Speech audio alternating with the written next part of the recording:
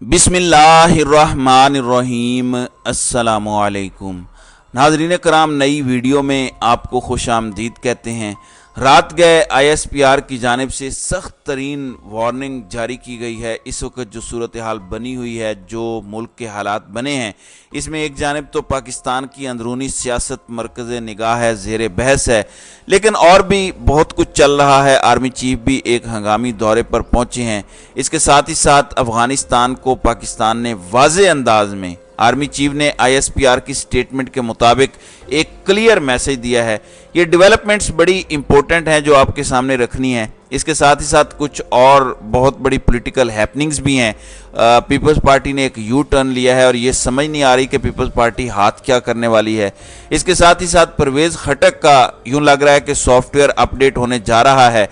Toshakhana case में नैब ने आज खान को दोबारा तलब कर रखा है। इसी तरह जियोपॉलिटिक्स पाकिस्तान की किस तरह से चेंज हो सकती है, और बड़ी इंपॉर्टेंट स्टेटमेंट है, क्योंकि ये जो स्टेटमेंट है मैं ज़ाती तौर पर समझता हूँ कि पाकिस्तान की जियोपॉलिटिक्स को लेकर ये आने वाले दिनों में पाकिस्तान की पॉलिसी को शेप करेगी। जो आर्मी चीफ की जानिब से स्टेटमेंट आई है, ज़ाहिर है इंटरनल मैटर्स को हम कवर कर रहे होते हैं, उन्हीं पर हमारी तवज्जो है, लेकिन इग्नोर नहीं कर सकते कि सराउंडिंग्स में क्या हो रहा है। पाकिस्तान जिस तरह से घिरा हुआ है, पाकिस्तान को हर तरफ से बहुत मोहतात रहना पड़ता है, बहुत सी चीज़ों को देखना पड़ता है।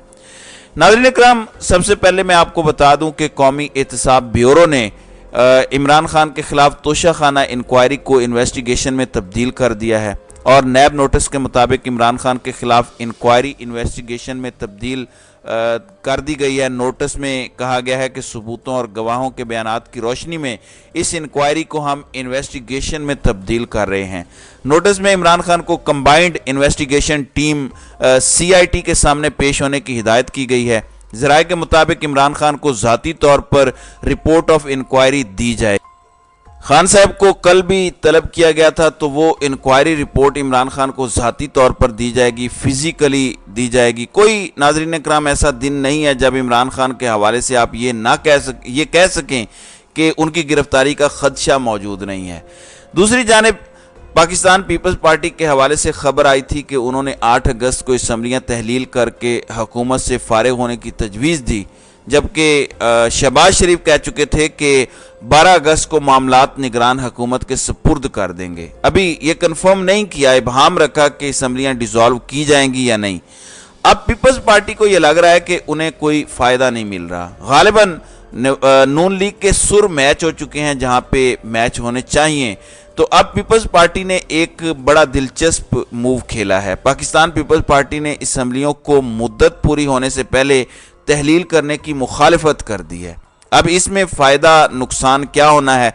अगर तो असम्बली ऑटोमेटिकली अपनी मुद्दत पूरी करती है और अपना टाइम पूरा करती है, तो फिर इलेक्शन कमीशन को आइन के मुताबिक 60 दिन में इंतखाबात करवाना होंगे। अगर हुकूमत 1 या 2 दिन पहले असम्बलीज डिसॉल्व करती है, असम्बली मुद्दत पूरी ना करे, तो फिर 90 दिन में इलेक्शंस करवाना ज़रूरी होता है। तो ये 90 दिन वाला पॉइंट बड़ा इंपॉर्टेंट है।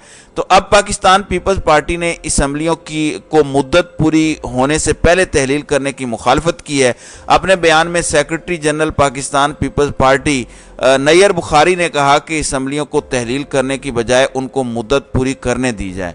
चंद रोज़ कबल असम्बलियाँ तहलील करने से अच्छा पैगाम नहीं जाएगा। मुल्क में आम इंतखाबात 12 अक्टूबर तक हो जाने चाहिए। उन्होंने कहा कि निगरान हुकूमत का फैसला वज़ीर आज़म और अपोजिशन लीडर करेंगे, और बिलाशुबा वज़ीर आज़म हुकूमती इत्तेहादी जमातों से भी इस मामले पर मुशावरत करेंगे। अब ये नून लीग के कल के मूव के बाद पीपल्स पार्टी का मूव आया है, क्योंकि नून लीग ने कल कहा कि हम अपनी इंतखाबी मुहिम का आगाज़ कर रहे हैं।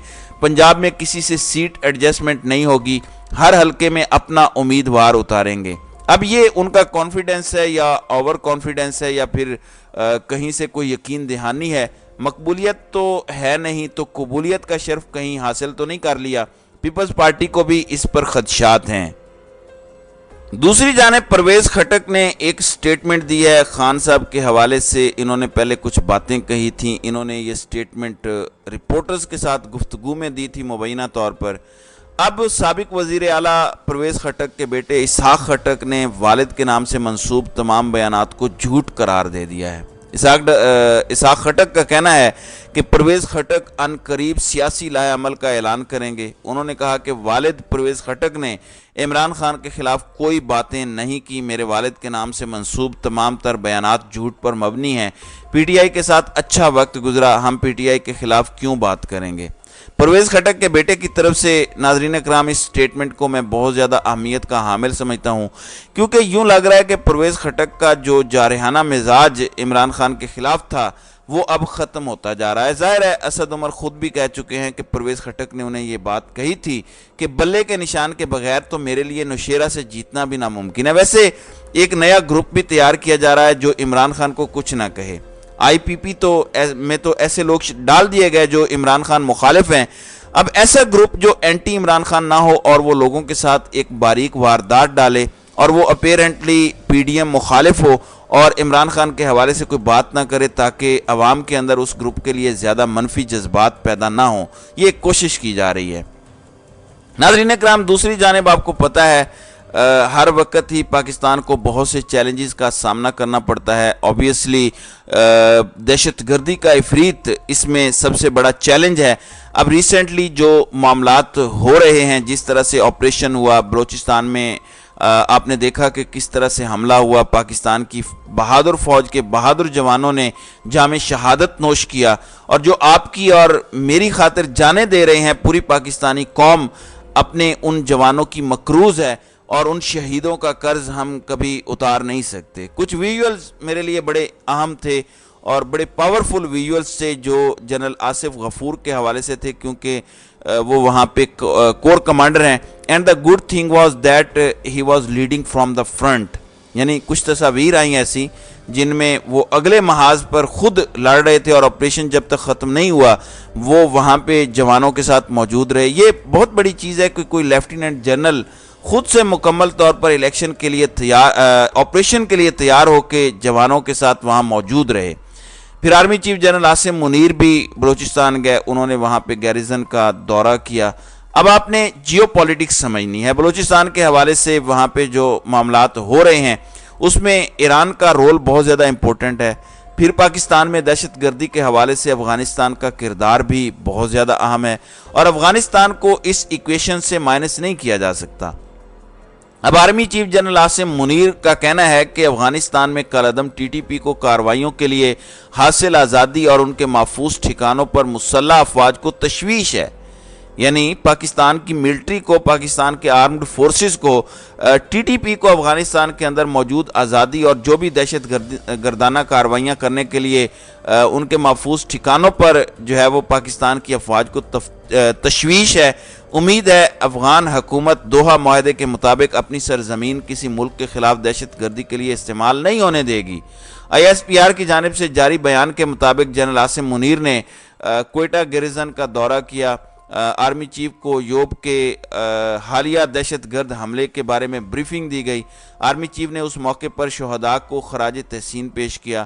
آرمی چیف نے سی ایم ایچ کوئٹہ میں زخمی جوانوں کی عیادت کی اور قوم کے لیے ان کی خدمات اور عزم کو سراہا۔ Army chief general Asim Munir کا اس موقع پر کہنا تھا کہ مسلح افواج کو افغانستان میں ٹی ٹی پی کی محفوظ پناہ گاہوں اور آزادانہ دہشت گردانہ کارروائیوں پر شدید تشویش ہے۔ توقع ہے کہ عبوری افغان حکومت اپنی سرزمین کو کسی بھی ملک کے خلاف دہشت گردی کے لیے استعمال کرنے کی اجازت نہیں دے گی اور عبوری حکومت حقیقی معنوں میں دوحہ معاہدے میں کیے گئے وعدوں پر عمل درآمد کر کے دکھائے گی۔